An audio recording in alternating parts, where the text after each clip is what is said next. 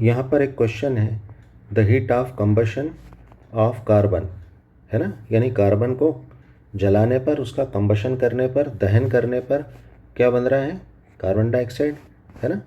तो इसके कंबशन में जो हीट रिलीज हो रही है वो कितनी हो रही है, -393.5 किलो जूल पर मोल, है ना। यहाँ पर किसका कंबशन हो रहा है, कार्बन का, ठीक है ना। हम जानते हैं कंबशन किसकी प्रेजेंस में होता है, ऑक्सीजन गैस की प्रेजेंस में होता है ना। ऑक्सीजन के बगैर जो है दहन यानी जलने की प्रोसेस नहीं होती है। और इससे क्या बन रहा है, हमारा कार्बन डाइऑक्साइड बन रहा है, ठीक है ना। क्या बन रहा है, उसका 1 मोल बन रहा है। और इसमें एनर्जी कितनी रिलीज हो रही है, एंथैल्पी कितनी है इसकी, -393.5 किलो जूल पर मोल, इतनी एनर्जी, है ना, रिलीज हो रही है। अब यहाँ पर हमसे क्या पूछा जा रहा है, the heat released upon formation of 35.2 gram of carbon dioxide from carbon and oxygen, है ना। यहाँ पर क्या पूछा जा रहा है कि कार्बन और ऑक्सीजन से कार्बन डाइऑक्साइड के कितने 35.2 ग्राम के फॉर्मेशन में बनने में जो हीट रिलीज होगी उसका हमसे पूछा जा रहा है, ठीक है। तो यहाँ पर आंसर होगा डी, -315 किलो जूल। ये किस तरह से होगा, आइए हम देखते हैं। तो यहाँ पर क्वेश्चन में हमसे क्या पूछा जा रहा है कि कार्बन और ऑक्सीजन गैस से, ठीक है ना, किसके फॉर्मेशन में, कार्बन डाइऑक्साइड के कितने 35.2, है ना, ग्राम फॉर्मेशन में जो हीट रिलीज होगी उसके बारे में हमसे पूछा जा रहा है ना। यानी डेल एच इस फॉर्मेशन के लिए क्या होगा, और हीट रिलीज्ड पूछा जा रहा है, यानी क्या होगी, एक्सोथर्मिक रिएक्शन होगी ये भी, यानी जो भी आंसर आएगा वो क्या होगा, निगेटिव में होगा, ठीक है।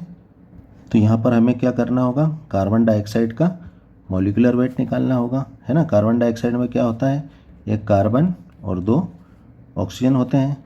कार्बन का जो है एटॉमिक वेट क्या होता है 12, ऑक्सीजन का कितना होता है 16 और ऑक्सीजन का 16।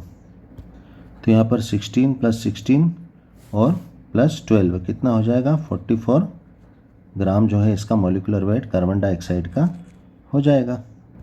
तो यहाँ पर जो है क्या है, कार्बन डाइऑक्साइड 44 ग्राम जो है इसका मॉलिक्यूलर वेट होता है। तो यहाँ पर अगर हम देखें कि कार्बन के ऑक्सीजन की प्रेजेंस में कंबशन होने पर जो है कार्बन डाइऑक्साइड के कितने ग्राम बन रहे हैं, 44 ग्राम बन रहे हैं, और एनर्जी कितनी रिलीज हो रही है, -393.5 किलो जूल पर मोल।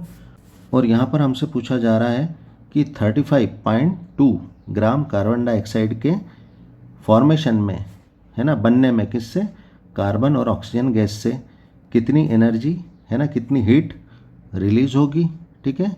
तो हम यहाँ पर क्या कर लेंगे, सीन से सेट कर लेंगे।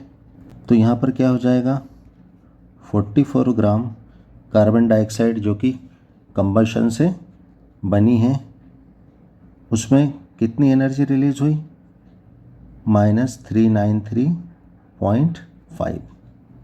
तो 35.2 ग्राम कार्बन डाइऑक्साइड के फॉर्मेशन में कितनी एनर्जी रिलीज होगी, ठीक है ना। तो 35.2 ग्राम जो है कार्बन डाइऑक्साइड के फॉर्मेशन में कितनी एनर्जी रिलीज होगी, x एनर्जी रिलीज होगी।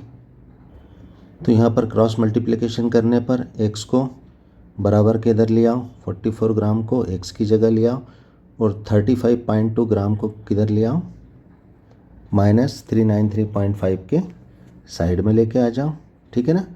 तो क्या हो जाएगा नेक्स्ट स्टेप में, तो नेक्स्ट स्टेप में हमें ये मिल जाएगा, ठीक है।